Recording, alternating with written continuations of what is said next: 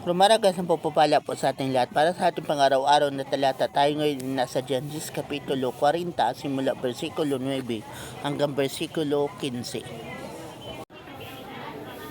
Ang tagapangmasiwad ang inumin ang unang nagsalaysay. Wika niya na panaginipan kong sa harapan ko'y may puno ng ubas na may 3 sanga. Pagsipot ng dahon nito na mulaklak na rin at kaagad na hinog ang mga bunga.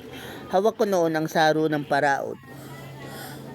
Kaya't pinisa ko ang ubas at binigay sa paraon. Ito ang kahulugan ng panaginip mo, wika ni Jose. Ang 3 sanga ay 3 araw. Sa loob ng 3 araw, ipatatawag ka ng paraon at patatawarin. Ibabalik ka sa dati mong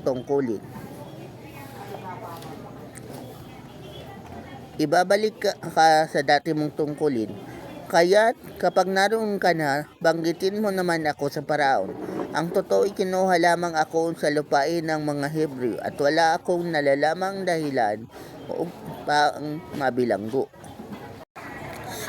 So sa passage mo na to, ininterpret ni Joseph yung panaginip ng alipin ng paraon na tagagawa ng kanyang wine. So itong alipin na to ay siya rin mismong alipin na nagpakilala kay Joseph doon sa paraon. Kaya siya na-promote.